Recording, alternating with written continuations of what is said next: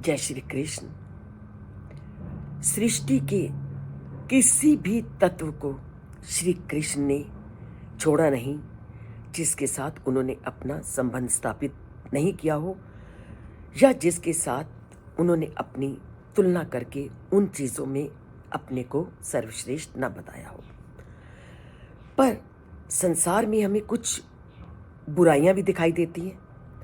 अब उन बुराइयों में श्री कृष्ण अपना वर्णन किस प्रकार करते हैं और अपना संबंध कैसे स्थापित करते हैं, उसे भी हम आज जानते हैं। श्री कृष्ण क्या कहते हैं?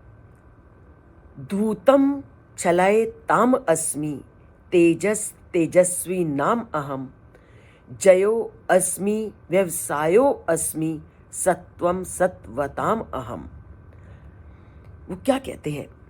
धूतम छलाए ताम अस्मि, समस्त छलियों में अर्थात ठगने वालों में मैं जुआ हूं। तेजस तेजस्वी नाम अहम, और तेजस्वियों का तो मैं तेज हूं।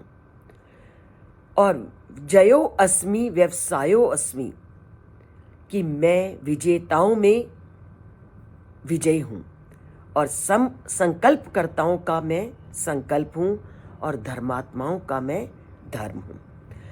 अब यहां उन्होंने बोला दूतम छलाए ताम अस्मि, कि मैं छलने वालों को, कि अर्थात जो व्यक्ति को बुराई की ओर ले जाता है, कि अगर मैं अवगुणों के भी वर्णन करूं, क्योंकि जुआ एक अधम बुराई है जो परिवार को, व्यवसाय को और जीवन का विनाश कर देती है।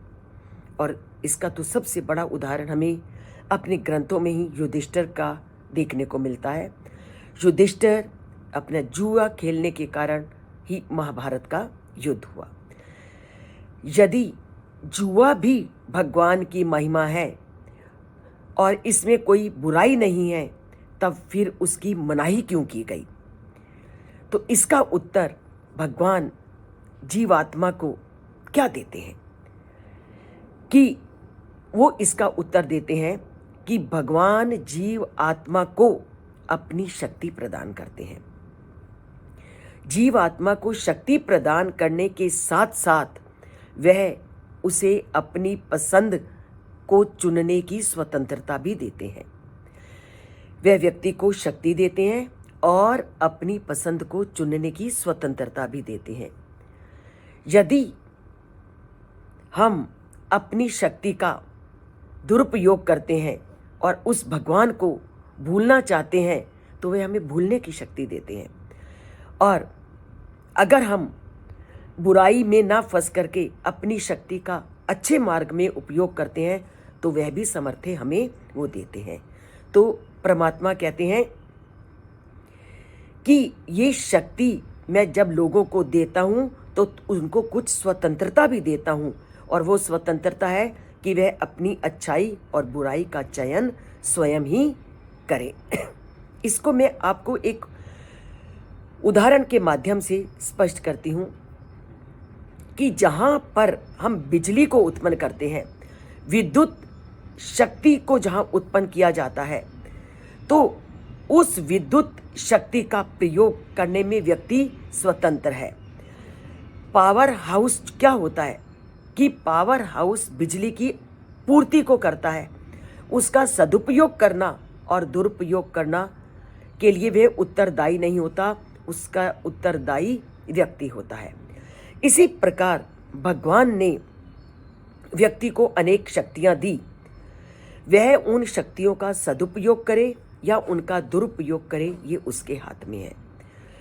तो अगर वह दुरुपयोग करता है तो संसार में उसका विनाश निश्चित है, और सदुपयोग करता है तो उसका उत्थान संभव है।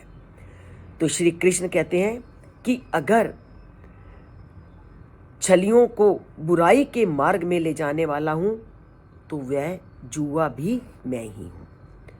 और व्यक्ति अगर अपनी शक्तियों को अच्छाई के मार्ग में ले जाने वाला है, तो उनको विजय देने वाला भी मैं हूं।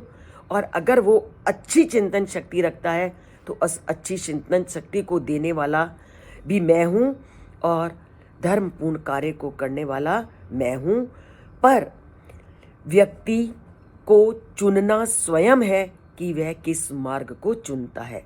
मैं व्यक्तियों को शक्ति प्रदान करता हूँ, शक्ति का उपयोग करने की स्वतंत्रता व्यक्ति पर है। ये व्यक्ति पर निर्भर करता है कि वह अपनी शक्तियों का प्रयोग किस प्रकार करे।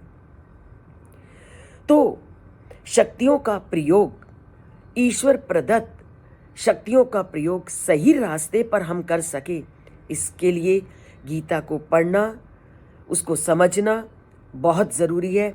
और गीता को समझना है तो चैनल पर तो आना ही पड़ेगा, क्योंकि यही हमें उस रास्ते की ओर ले जा सकता है जिससे कि हम अपनी शक्तियों का सही तरह से प्रयोग कर सकें।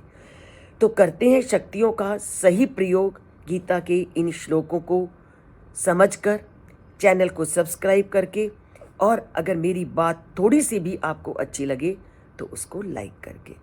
जय श्री कृष्ण।